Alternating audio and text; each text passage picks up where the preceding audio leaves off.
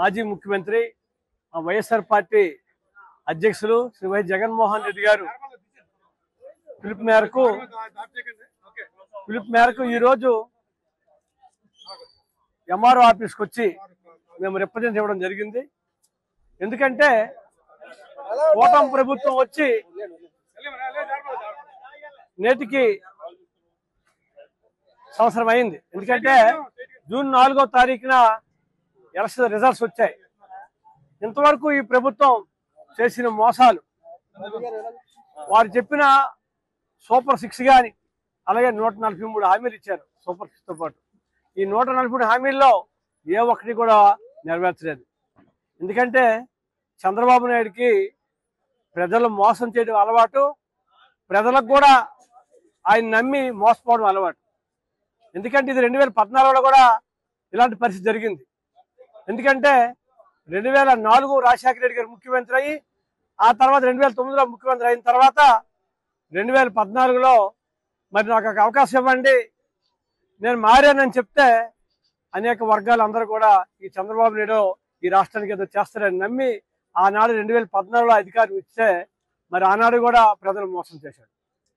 అదేవిధంగా 2019లో మరి 3640 కిలోమీటర్లు పాదయాత్ర చేసిన జగన్మోహన్ రెడ్డి గారు ప్రజల కష్టాలు చూసి ప్రజలకి నేను విన్నాను, నేను ఉన్నానని చెప్పినట్టుగా అన్ని హామీలు నెరవేరుస్తూ పేద బడుగు బలహీన వర్గాలకి విద్య, వైద్యం, వ్యవసాయం, సంక్షేమం ఎంతో అభివృద్ధి చేసిన జగన్మోహన్ రెడ్డి గారి పరిపాలన. అయితే మరలా 2024 వచ్చేసరికి చంద్రబాబు నాయుడు, ఈ పవన్ కళ్యాణ్, బీజేపీ కలిసి కూటమిగా ఏర్పడి జగన్మోహన్ రెడ్డి గారిని ఓడించాలనే ఆలోచనతో ఎన్నో విధాలుగా మరి మోసాలు చెప్పారు, అబద్ధాలు ఆడారు. మరి అన్ని ఎక్కడ ఎవరు కనిపిస్తే వాళ్ళకి హామీలు ఇవ్వడం జరిగింది. ఎందుకంటే ఫ్రీ బస్ అన్నారు, గ్యాస్ అన్నారు, మరి కృష్ణమాలకి 20,000 చేస్తామని చెప్పారు. అలాగే అన్ని వర్గాల వారికి కూడా మరి ఎస్సీలకి ఏదో చేస్తామని చెప్పారు. ఈరోజు ఈ ప్రభుత్వంలో అన్ని విధాలుగా నష్టపోవడం జరిగింది. మరి పిల్లలు కానీ మహిళలు కానీ అలాగే మానభంగాలు జరుగుతూ మరి ఎస్సీలు కూడా అనేక ఇబ్బందులు పెట్టే ప్రభుత్వం ఈ ప్రభుత్వం.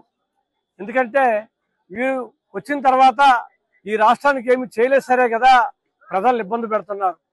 మరి వైఎస్ఆర్ పార్టీ నాయకుల్ని మరి 339 మందిని ఈరోజు చంపడం జరిగింది. మరి ఎంతో మంది మరి జైల్లో ఉన్నారు, ఎంతో మందికి ఇష్టం వచ్చినట్టుగా గాయపరిచారు. ఎంతో మంది అధికారులు ఈరోజు మరి ఆనాడు ఉన్న ఐఏఎస్ ఆఫీసర్లు కానీ వాళ్ళందరినీ కూడా పక్కన పెట్టారు. ఐపీఎస్ ఆఫీసర్ జైలు పెట్టారు. ఈరోజు మననే ఐఏఎస్ ఐపీఎస్ ఆఫీసర్ హైదరాబాద్లో మీటింగ్ పెట్టుకున్నారంటే ఈ ప్రభుత్వం చేస్తున్న పరిపాలనకి మరి నిజంగా ఎక్కడా రాజ్యాంగబద్ధమైన పరిపాలన లేదు. ఈరోజు రెడ్ బుక్ పరిపాలన, లోకేష్ రెడ్ బుక్ పరిపాలన జరుగుతుంది.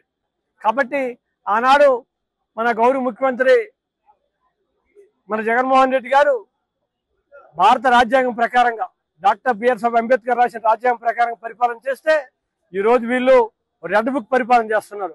ఎక్కడ చూసినా మరి దోపిడీలు, దొంగతనాలు, మోసాలు, దౌర్జన్యాలు జరుగుతున్నాయి. లా అండ్ ఆర్డర్ పూర్తిగా విఫలమైంది. కాబట్టి ఈ ప్రభుత్వం చేసిన హామీలకి మోసపోయిన ప్రజలకి ఈరోజు మేము వెన్నుపోటు అనే కార్యక్రమాన్ని మా పార్టీ ఆదేశించడం జరిగింది. ఇండియా పాకిస్తాన్ తాజా అప్డేట్స్ కోసం డౌన్లోడ్ చేసుకోండి RTV లైవ్ యాప్.